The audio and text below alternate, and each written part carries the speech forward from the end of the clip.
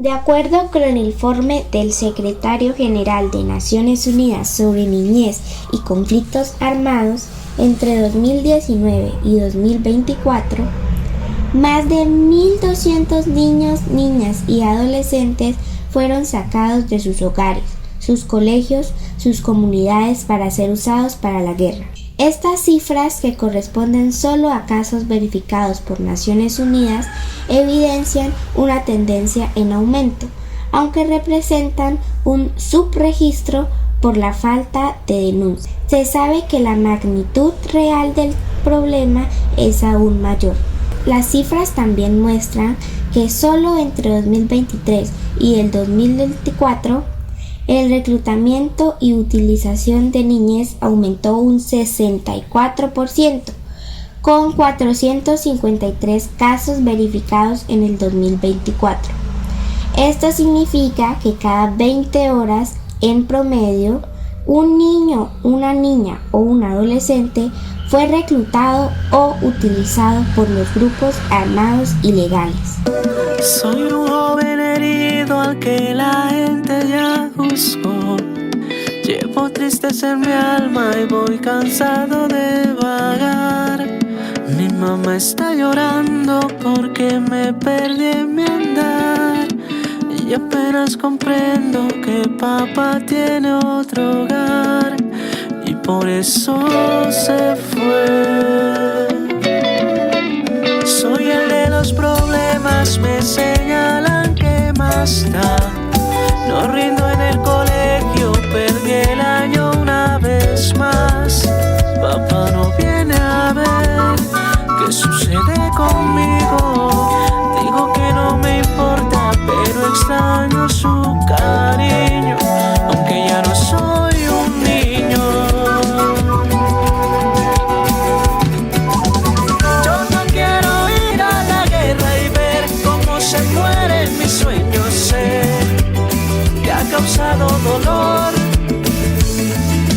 Mami, ya no llores por mí. Si me voy es porque aquí ya no me puedo quedar. Este no es mi lugar.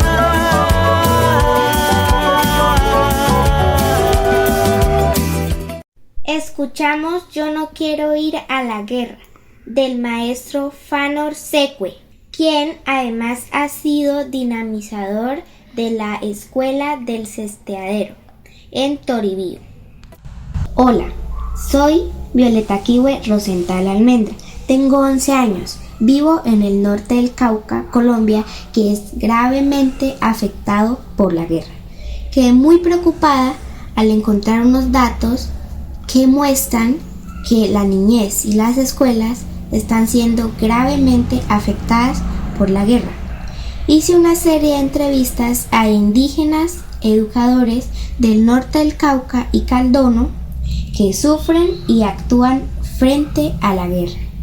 El objetivo era ayudar a entender por qué hay guerra, para que todos y todas dejemos de ser unas víctimas a ser una fuerza para parar la guerra. Es inaceptable que las escuelas, mientras nos están reclutando, amenazando, atacando, matando, le den la espalda a este tema que es prioritario. Profesor Jimer, ¿te podrías presentar y presentar a tu escuela y qué hacen allá?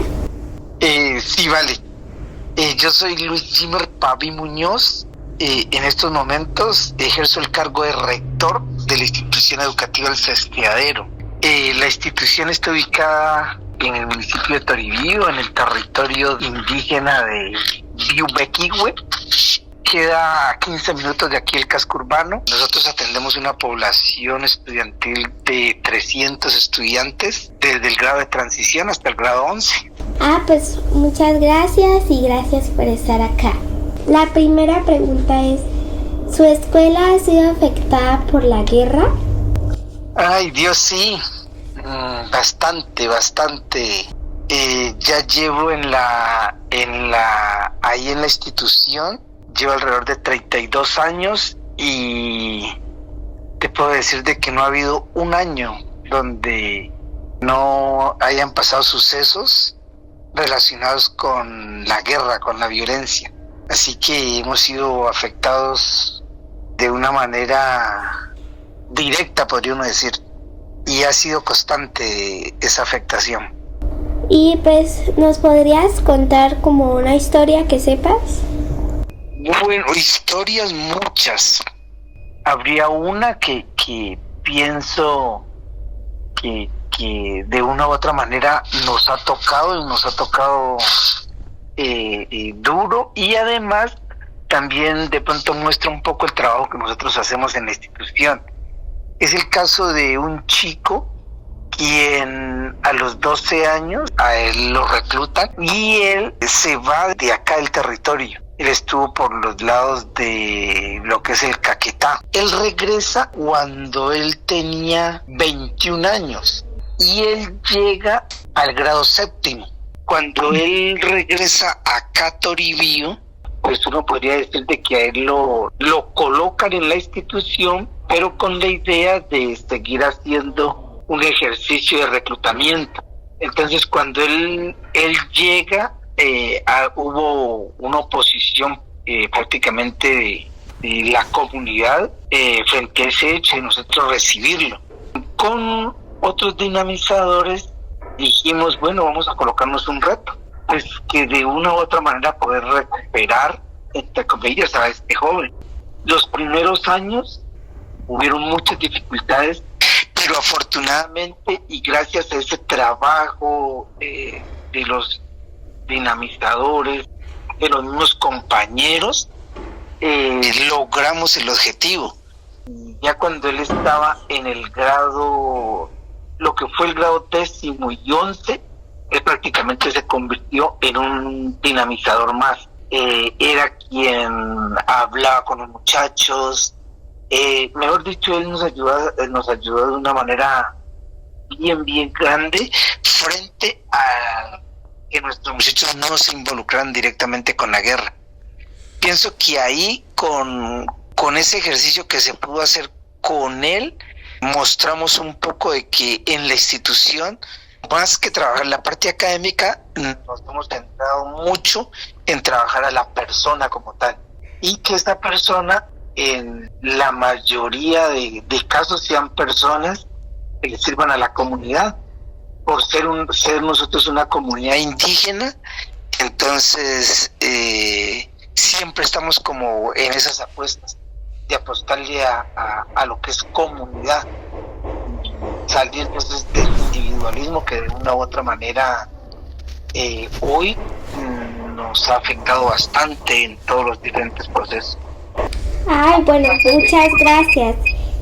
Profe, le quería decir que si usted sabía que Colombia es el 4º país del mundo en el que hay más guerra en las escuelas, está detrás de Gaza, Ucrania y el Congo. Y no solo eso, también hay 1.500 escuelas en alto riesgo y cada 4 días una escuela es afectada. ¿Usted sabía eso? Lamentablemente tengo que decir que sí. Teniendo en cuenta pues de que nosotros hacemos parte de esas escuelas que se encuentran en alto riesgo, hemos conocido esos datos tan lamentables, hija. Entonces, ¿usted por qué cree que hay guerra?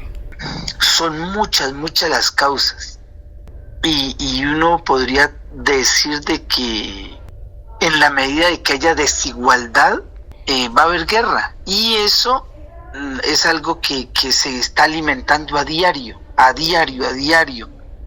por la gente que tiene mucho poder en el mundo. Entonces ellos alimentan esa desigualdad porque se vive de la guerra, y no conviene de que nosotros podamos organizarnos para realmente conseguir la paz.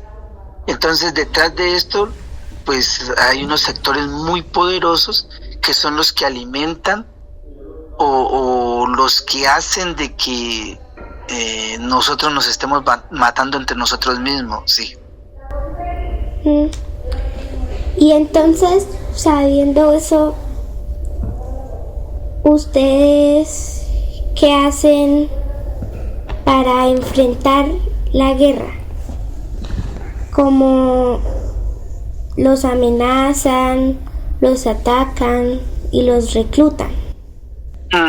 Hija, lo que nosotros hacemos como institución, primero conocer, nosotros hoy hablamos de nuestras semillas, conocerlas bien, darles el espacio para que ellos hablen con nosotros. Y a partir de de cuando uno empieza a conocer como tantas dificultades que hay al interior de las familias, uno empieza a buscar algunas posibles soluciones.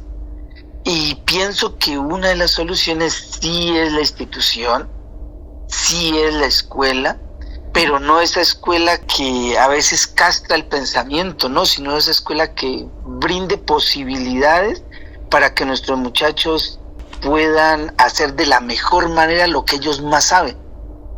Nosotros hablamos de dones, entonces fortalecemos un poco o ayudamos en el fortalecimiento de esos dones. Eso pienso que nos ha ayudado. Mire, nosotros ayer nada más estuvimos en los grados de ahí de Sestiadero, fueron 24 chicos que se graduaron del grado 11. Y uno dice, son 24 vidas que nosotros logramos sostener. ¿Por qué se logra sostener? Porque pienso que el Sestiadero es un espacio que le brinda a los muchachos para que ellos nos cuenten cosas, que juntos busquemos alternativas. Incluso, mira, nosotros nos han pasado casos como nos ha tocado ir y hablar con el padre de familia o madre de familia por el niño o niña que tiene novio, por ejemplo. Porque a veces esa falta de diálogo, ese acercamiento también se nos está perdiendo dentro de nuestra comunidad y nosotros hemos sido como ese puente. Entonces, pienso que desde la educación son muchos los aspectos que se pueden hacer. Ahora, esto no puede ser responsabilidad solamente de educación. Yo pienso que todos tenemos que sentirnos responsables, porque quienes están muriendo son nuestros jóvenes, son nuestros vecinos, nuestros familiares, nuestros estudiantes. Y si a nosotros eso no nos duele, si eso no nos toca, pues yo creo que estamos en el lugar equivocado, ¿no?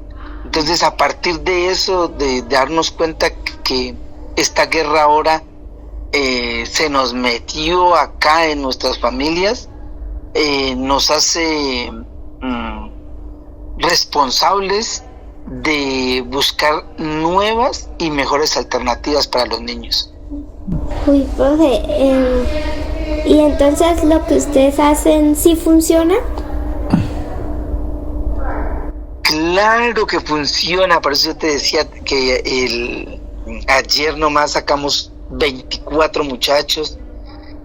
A nivel del municipio habemos algunas personas que nos gusta mucho lo del deporte, entonces también motivamos al deporte. El otro día hicimos una carrera de atletismo, podría yo decirte, donde salieron más de 500 personas acá en nuestro municipio, haciendo un recorrido de más o menos 9 kilómetros.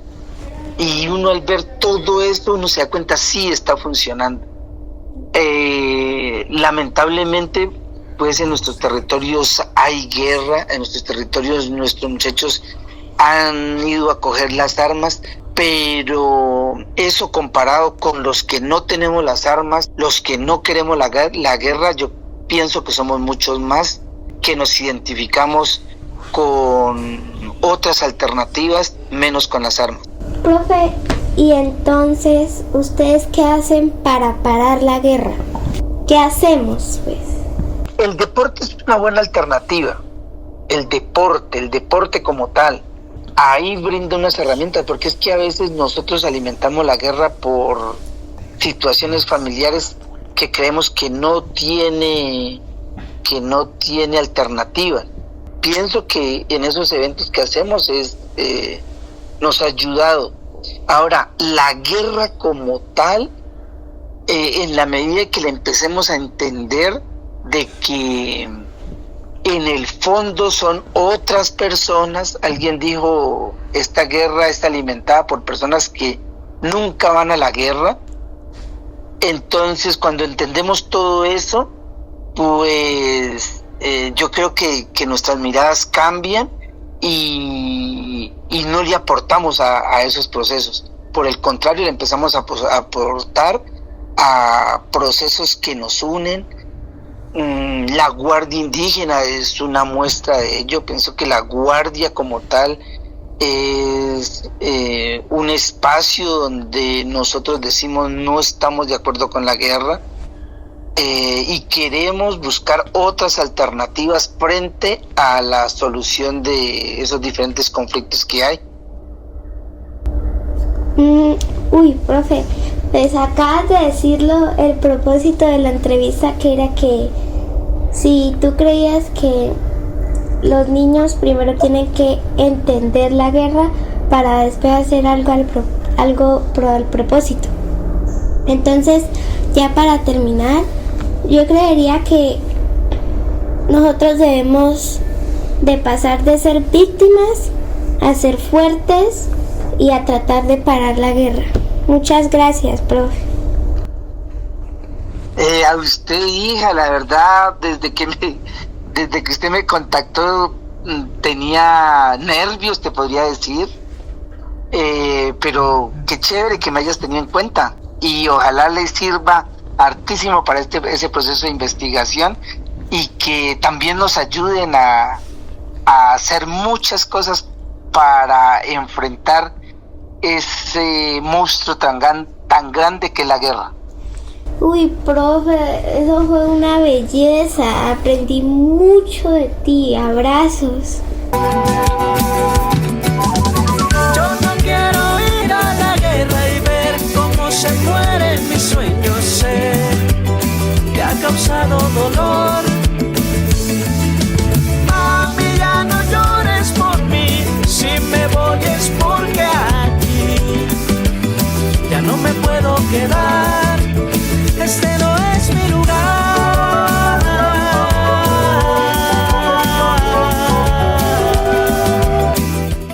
Si te puedes presentar y presentar lo que haces. Ok, buenos días. Mi nombre es Marta Tunubala. Soy del territorio indígena de Canoas. Actualmente soy dinamizadora en el territorio de Toes. Actualmente pues coordino el proceso Cueshiwa Chachán, Semillas de Vida, desde la parte pedagógica. ¿Podrías contar qué hacen allá con las semillas y todo eso? El proceso Cueshiwa Chachán o programa Semillas de Vida, que es un programa desde el Instituto Colombiano de Bienestar Familiar, ICBF, pero que desde más o menos del 2015, 2011-2015 los territorios pues han comenzado a administrarlo porque es necesario pues que estas semillas de vida sean orientados y a sus familias desde el contexto territorial o del contexto actual, ¿sí? Ya que el ICBF pues en el momento de hacer las orientaciones o el acompañamiento pues venía a un contexto más nacional y no territorializado. Entonces eso hace que las autoridades pues hagan ese ejercicio, la gestión de administrarla para que los dinamizadores sean del mismo territorio, conocen la cultura, la espiritualidad, las dinámicas. Y el objetivo que cumple Semillas de Vida es fortalecer el cuidado y cuidado de los niños y niñas, y para nosotros pues los catalogamos como semillas. Uno desde la parte, comenzando desde el cuidado, desde la maduración, o como le dicen los de afuera, las etapas de desarrollo, que tiene que ver con el cuidado de la maduración espiritual y también la maduración física en los 4 momentos de vida cultural. En sí el NASA tiene 8 momentos, pero nosotros hacemos el acompañamiento en 4 momentos de vida cultural. Y estamos en el momento cuando la mamita está embarazada, nosotros lo denominamos mujer hiladora de vida. y hacemos las orientaciones respectivas o el acompañamiento respectivo con partera, con kihueté, los saberes ancestrales, con la parte psicosocial, psicocultural y pedagógico, pues para que esa semilla llegue muy armónica a la tierra, digámoslo así. Y frente a la maduración física, pues ya es cuando la semilla ha nacido. Nosotros le denominamos en ese momento etapa de vida cultural semilla biche, para los cuidados pues que requiere, tanto lo espiritual, pero también ya la maduración física. Y allí acompaña también los saberes ancestrales, la parte psicosocial, todo el equipo pedagógico. Hay acompañamiento de salud, pero esto va muy regido a lo propio, ¿sí? Porque es importante que podamos fortalecer toda la parte espiritual o todas las prácticas culturales, ya que los mayores nos han orientado que esa es una forma pues de pervivir como pueblos indígenas en el tiempo. A mí me han contado, profe, que tú eras coordinadora de la Guardia Indígena. ¿Podrías contar qué hacías allá y cómo te iba? Bueno, como guardia indígena, coordinadora como tal no tuve como el cargo, pero sí hice acompañamiento en la parte de secretaría y bueno, y en sí como guardia indígena, así que pues no es mucho el cambio de una coordinación porque pues la responsabilidad viene siendo la misma. En la Guardia Indígena, pues ahí podemos encontrar, o te podría decir que la Guardia Indígena es un proceso milenario, siempre ha existido, a través de las etapas del movimiento, pues ha ido como variando, cambiando nombres y de pronto también las formas de desarrollar su proceso. En el momento hay una parte como un punto de partida fuerte, el movimiento indígena más reciente, pues que está desde la etapa de la recuperación de tierras. Posterior a eso pasa ya como al cuidado en las asambleas, en los congresos, pero que no era una guardia que estaba estable, ¿no? Sino que en sus momentos era que salía y no era como tan visible.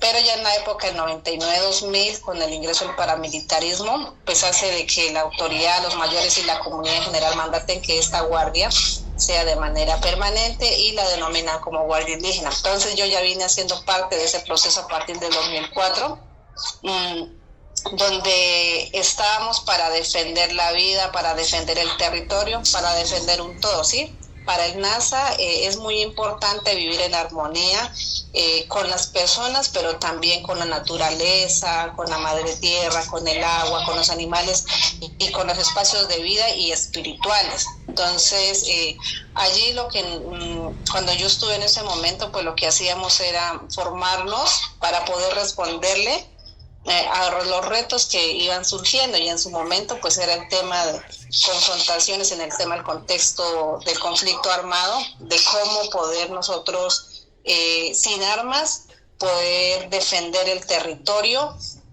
y era más con la palabra, es decir, que tuviéramos de cierta manera la capacidad de poder discutir, discutir con los diferentes actores, bien sea armados, políticos o sociales, pues para poder defender el territorio. En ese momento, y creo que hasta en la actualidad, la labor que hacíamos era de manera voluntaria, es decir, no teníamos ninguna remuneración económica, y eso se hace de manera voluntaria, y a medida que ha pasado el tiempo, pues se han ido haciendo gestiones, lo cual pues ha venido generando como ciertas desarmonías dentro del equipo, pero que la guardia está fuerte y es la que siempre ha estado como presente y que ha sido como una garantía pues para también poder sobrevivir en medio de los diferentes contextos que se han venido presentando, y que también en su momento su protagonismo, aunque ese no es nuestro objetivo, también fue como visibilizar de una forma más fuerte el movimiento indígena hacia afuera. Entonces, las semillas y los guardias, ¿qué tienen que ver? Bueno, resulta que la Guardia Indígena, en la Guardia Indígena, de pronto algo que no le comenté es que así como hay hombres, hay mujeres, hay niños y hay niñas, ¿sí? En ese niños y niñas pues están las semillas, o hay mujeres sin horas de vida o mujeres embarazadas. Y resulta que las semillas tienen que ver mucho porque ellos son nuestro relevo generacional. Entonces, una de las tareas que tenemos nosotros como Cuexuiguas Chachanos, Semillas de Vida, es poder enraizar todo lo que tiene que ver con el cuidado y cuidado a la madre naturaleza, a la tierra, los espacios de vida, es decir, el agua, los páramos, los bosques, y la vida de las personas. Pero también el otro objetivo que tenemos es concientizar a las familias de la importancia del cuidado de las semillas, ya que esa inicia desde el PETAM. Entonces, por ejemplo, el PETAM es cuando la jovencita y el jovencito necesita la energía del otro, y allí entra a jugar un papel muy importante el sabedor ancestral y la partera. La partera, pues, para poder alistar a la compañera todos los cuidados que requiera para sembrar una semilla, y el kihuete, pues, para revisar de que todo sea de manera armónica y no haya tanta semilla abandonada. Sí, lo que uno está viendo ahora es que se conforman parejas y a poco tiempo ya la semillita queda al cuidado del abuelo, de la abuelita, y eso hace que se vaya de pronto desestructurando el núcleo familiar, se vaya generando desarmonías, y esas semillitas crecen con un resentimiento y que en su momento toman malas decisiones. No todos, ¿sí? Pueden irse a un grupo armado, bien sea legal o ilegal, o tomar decisiones, pues, que van a afectar el bienestar físico, pero también comunitario, ¿sí? Entonces, la semilla tiene que ver mucho porque hace parte del relevo generacional, ya que los que estamos en el momento, pues, sabemos que somos pasajeros, que en algún momento llegaremos al octavo momento de vida cultural, que es la trascendencia al otro espacio, y debemos dejar una garantía de que el movimiento indígena, pues, siga perviviendo como pueblos. Por eso es necesario que las semillas sean orientadas, sean formadas, sean concientizadas y enraizadas sobre todo este proceso, para que sean fuertes y que todo, pues, marche como queremos, y que sea de manera armónica, pues, en busca del buen vivir, o el muet-muet-pinzen. Profe, ¿usted sabía que Colombia es el cuarto país del mundo más afectado por la guerra a las escuelas? Es el primero en América, y según Indepaz, después del acuerdo de paz, los indígenas son los más afectados. Hay 900 reclutados. Ajá. Y los que están más en riesgo es Toribío y Caldón. Sí sabía que Colombia es uno de los territorios más afectados, pero no tenía así como datos estadísticos exactos. Pero sí, en esta situación de guerra, sabemos que la población indígena ha sido la más afectada, ha estado muy vulnerable, que el tema del reclutamiento ha incrementado, que ha cambiado las formas, tal vez en algunos momentos es de manera voluntaria, en el sentido de que, pues, los conquistan a los jóvenes y jovencitas, o a los niños y niñas. Por otro lado, tal vez de manera obligatoria, y que así sean conquistados o no, pues se está violentando un derecho al niño, a la niña, o al joven o a la jovencita. Así, entonces, si a usted le han contado, usted sabe de escuelas o niños en edad de escuela que han sido afectados por la guerra o reclutados, y por qué, y si nos puede contar algunas historias. Sí, uno en el colegio Guantama, en el territorio de Canoas, el año pasado, reclutaron a cuatro niños. A ellos, pues, también siempre colocan a otra persona, otro jovencita, pues, que hable bien de los grupos armados, en este caso ilegales, y muestre algo bonito, ¿sí? Algo como armónico. Y como en esa edad de la adolescencia o de los niños son tan vulnerables, hacen que de pronto en su momento, pues, tomen esa decisión. Y para sumarle a eso, a veces hay niños, y que de lo que he logrado, de las experiencias que he visto, es que son unos hogares que no son armónicos, es decir, donde hay violencia física, económica en un hogar, y eso hace, pues, que ellos tomen esas decisiones. En ese caso, los niños eran de la vereda San Rafael, no recuerdo el otro, la otra vereda, y de ellos solo regresaron 2, los otros 2 no han regresado, pues todavía no sabemos si se encuentran con el grupo armado, no sabemos si les ha pasado algo. La otra, y yo como soy presidente de junta de mi vereda El Arbolito, Santander de Quilichao, he tenido que ir a hablar con los grupos armados pues para que devuelvan, en este caso, a un niño que se llevaron también, estaba en la escuela, lo conquistaron y se lo llevaron. Entonces la familia pues llega donde uno muy desesperada y pues con toda la razón, porque pues un niño de 12 años, y fui con la autoridad ancestral de Canoas, a donde estaban los grupos armados, a conversar, a que nos devolvieran la semilla, porque pues eso no era lo que nosotros como líderes queríamos para nuestras semillas, que su vida o sus sueños queden truncados o que queden solo ahí en estar en un grupo armado y no saber, pues, o estar con la zozobra que en cualquier momento puede perder la vida, así truncar sus sueños. Y el caso de ese niño es que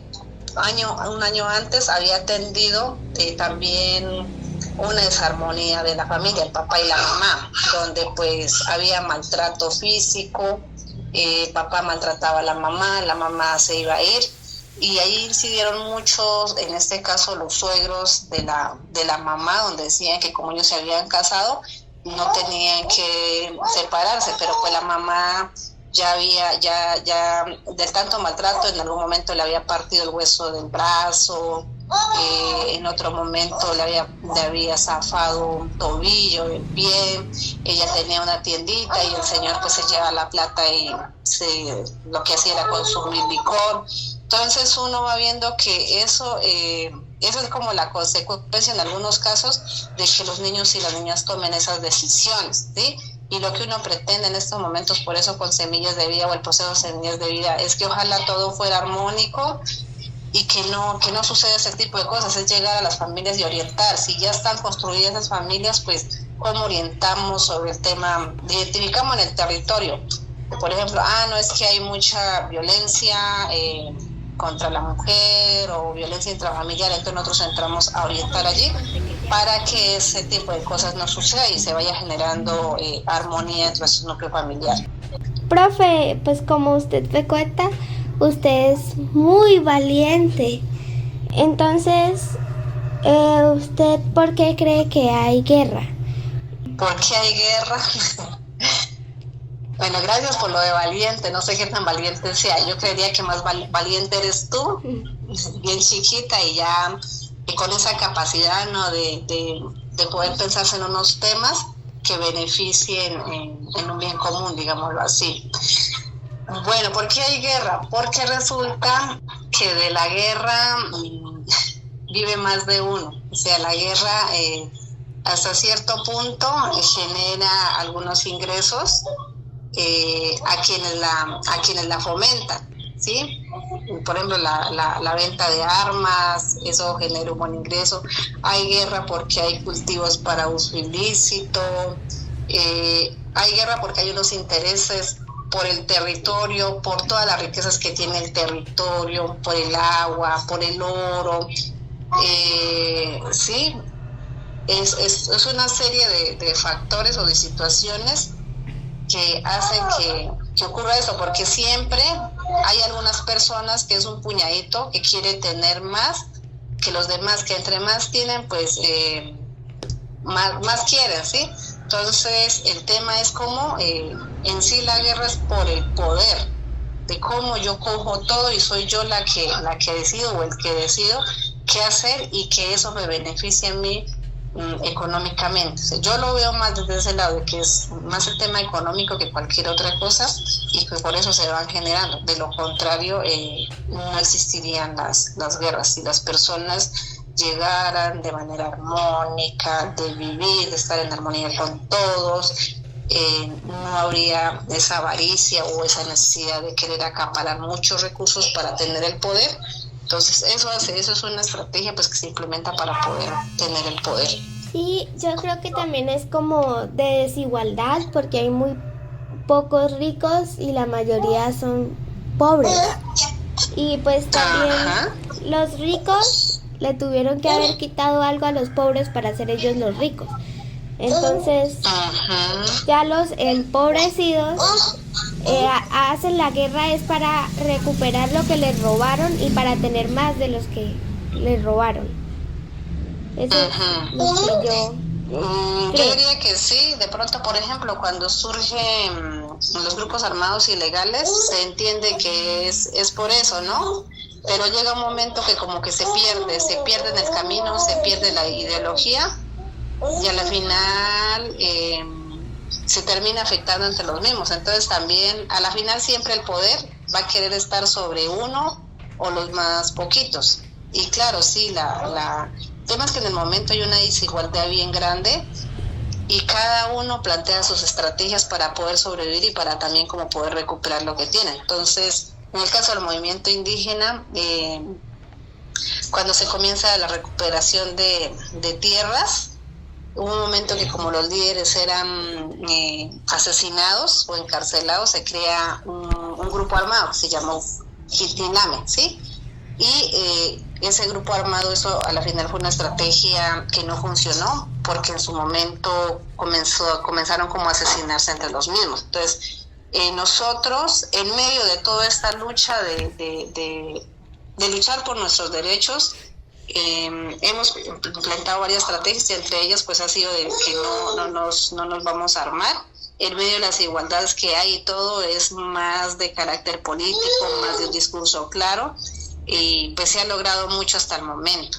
Pero en sí, a nivel general la guerra es por el poder, y lo que tú mencionas, por la desigualdad que hay, que cada uno busca cómo poder llegar como un punto de equilibrio, pero pues que eso es muy difícil. Sí.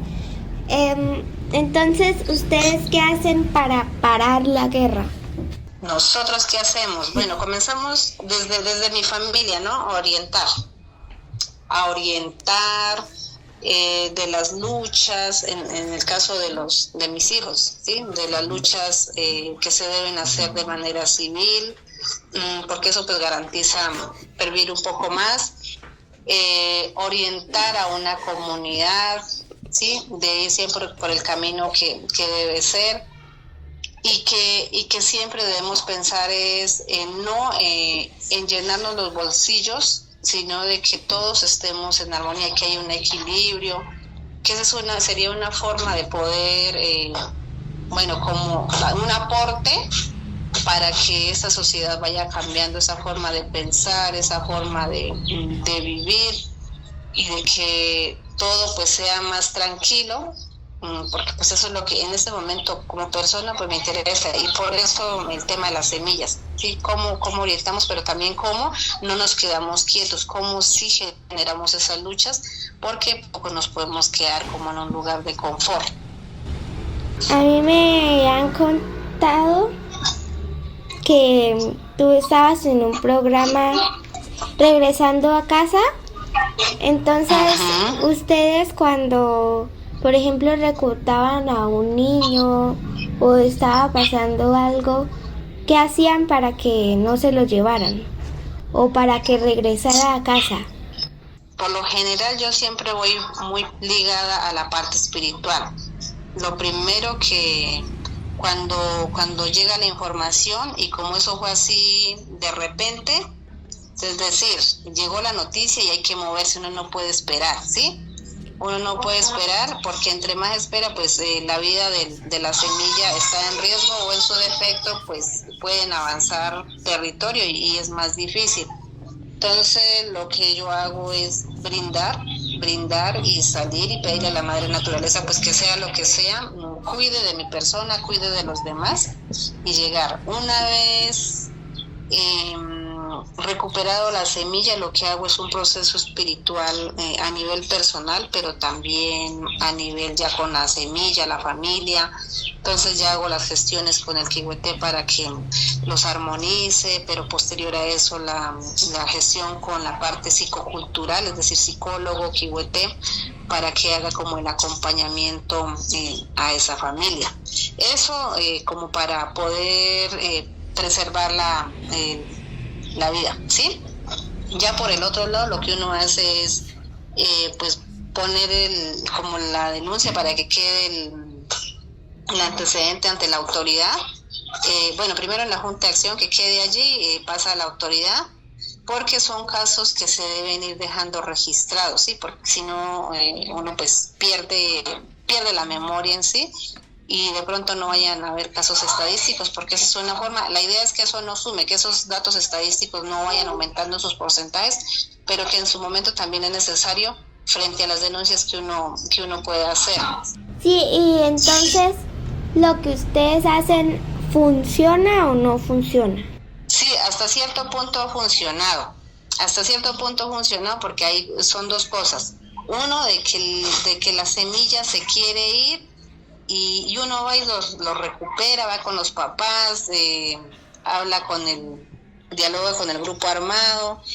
A eso nosotros le llamamos pues acciones acciones humanitarias, y a veces la semilla vuelve y se va. Sí, se han encontrado esos casos, personalmente no, pero se han encontrado esos casos donde la semilla se vuelve a ir y uno pues se siente como, a ver, ¿cómo le digo? Al escuchar eso, pues como que uno no sabe qué hacer, sí, bueno, uno cómo hace para que la semilla no se vaya, pero pues también, como le digo, hay otros factores que influyen allí, pero esos casos pasan. Sin embargo, en mi vereda, en un momento, de pronto esto también se lo quiero contar, en un momento cuando los grupos armados nos citaron a los presidentes, porque ellos estaban haciendo todo un ejercicio de mostrarse, de visibilizarse en el territorio de Canoas, que ellos estaban presentes. Entonces citaron a todos los presidentes y yo asistí, con el aval de la autoridad, ¿sí? Porque pues siempre funcionamos así, no es que a mí me llamen y yo salga corriendo, no, siempre como que la autoridad y bueno, con orientaciones de ellos. Y nos llamaban, y en mi vereda nos habían dejado ya 2 muertos. La vereda se ha caracterizado pues por ser una vereda tranquila, de hecho no se hacen fiestas como tal, muchas, no, 3 o 2 y eso, y es tranquila, pero llegó un momento que nos dejaron un muerto, luego un muerto.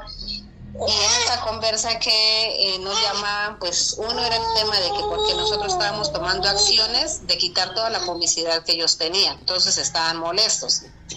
Cada presidente intervino, tristemente muchos a favor de ellos o de pronto por temor mencionaron como que no, que bueno, no pasa nada si ustedes colocan publicidad, pero en el caso de otros presidentes incluida colocamos la postura clara de que no era necesario que en el territorio pues hicieran todo ese ejercicio, porque nosotros ya sabíamos que existían, pero que la idea era que no involucraran a los niños, a las niñas, a los jóvenes, jovencitas en esta guerra pues que no era de nosotros. También manifesté que en mi vereda pues en menos de un año me habían dejado 2 muertos y que exigía como presidente pues que no me siguieran desarmonizando la vereda. Había comentado pues cómo se caracterizaba. Y eso ayudó y no, pues por allá no colocaron publicidad. Gracias a Dios, no sé si era porque era hasta ahí, Dios quiera que en ningún otro territorio pues no aparezcan muertos. Allá no aparecieron muertos, eran muertos de otro lado, no eran de la vereda y que iban y los mataban allá. Sí, entonces esto ha funcionado, porque si no funcionara tal vez estaría muy débil el movimiento indígena, y en el momento está, a pesar de las dificultades internas, el movimiento indígena está muy fuerte, y es por esto, por la unidad y porque hemos tenido la capacidad de pararnos y decirles qué es lo que queremos, hasta dónde permitimos y hasta dónde no permitimos. Entonces, para terminar, yo creería que nosotros, para acabar con la guerra, tenemos que dejar de ser víctimas, hacer una fuerza como ustedes, porque en las escuelas, por ejemplo, en mi caso y en muchos casos, sobre todo en todo Colombia, o yo diría que en todas las escuelas, no hacen nada. Primero para entender la guerra, para saber por qué hay guerra y para pararla, porque todas están en peligro. Entonces tendríamos que hacer como ustedes hacen, desde las semillas, para volvernos guardias y poder acabar con la guerra. Pero no solo uno solo, sino que todos nos unamos para poder acabar con ella. Por ejemplo, en muchos colegios los niños no entienden la guerra, no entienden nada, pero salen a marchar con banderas blancas a decir que acabe la guerra. Pero así no va a funcionar. Tiene que haber una marcha con niños que la entiendan y digan, frenen la guerra y hay que hacer minga y que les devuelvan lo que les robaron por la causa que están haciendo la guerra. Claro, allí el tema es que ojalá la educación pues cambiara su forma de ser, el libreto, digo yo, porque eso a la final viene siendo un libreto, siempre como lo mismo. Que quienes estén impartiendo la educación pues tuvieran esa claridad, pero hasta que no haya sensibilización en todas las personas en quienes lideran estos procesos, no hay esa posibilidad de hacer cambio. En el caso de nosotros pues hacemos todos los esfuerzos de que ojalá las semillas comprendan su contexto desde pequeños, de que no todo es bonito. Por ejemplo, cuando llega la invasión a América, lo que nos enseñan en la escuela es que es una conquista, ¿sí? Y lo muestran como algo, como una película, digámoslo así, donde están los buenos y los malos, o se da como entender eso, ¿sí? Entonces es muy importante que ojalá se pudiera cambiar esa forma de educar y que se eduque sobre la realidad y que genere unos jóvenes, unas jovencitas, pues que sean propositivos, que sean críticos, sí, críticos constructivos. Pero nosotros lo que en la educación de afuera, lo que nos imponen es cosas que necesitan saber, que necesitan en sí, que no nos permita como pensar e ir más allá y que favorezca a quienes están generando esa guerra. Y estoy de acuerdo con usted de que sí, en las escuelas deberían hablar del tema de la paz, de todo lo que ha vivenciado, en este caso Colombia, todo lo que ha vivenciado, situaciones negativas, pero también las situaciones positivas, ¿sí? Que se pudiera implementar todo eso y tal vez las cosas serían diferentes. Pues muchas gracias, profe, abrazos y saludos a la semillita. Bueno, mija, muchas gracias a usted, la verdad me siento muy orgullosa y temerosa poder responder a tus preguntas, porque pues uno ve que es una niña que tiene todo claro. La felicito mucho por ese trabajo que estás haciendo. Muchas gracias. A manera de conclusión, estos son los factores que contribuyen a la guerra contra la niñez. 1.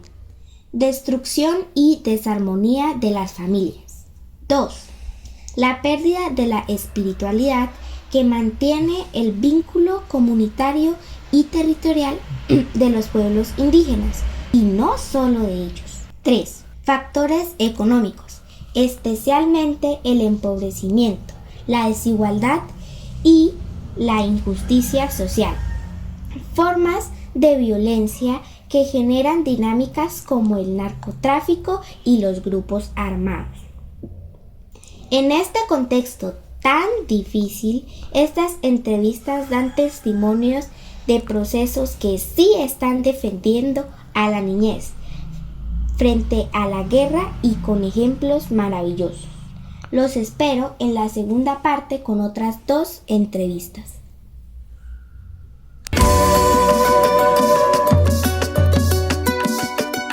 Perdóname, maestra, no soy bueno para estudiar y con el alma herida no me puedo concentrar. Prefiero ir a sanar con la flauta y el tambor, aunque después me digan que eso es el tiempo perder. Eso me hace feliz. Profe, me marcharé. Le dejo los tambores y las flautas para que sigan sonando más fuerte que las balas. Siga alegrando mi alma y mis mañanas. No volveré. Yo no quiero ir a la guerra y ver cómo se mueren mis sueños. Sé que ha causado dolor. Mami, ya no llores por mí. Si me voy es porque aquí ya no me puedo quedar. Música. Yo no quiero ir a la guerra, Fanor Secue. Agradezco el apoyo de Vilma Rocío Almendra Kiwanas, y Manuel Rosenthal.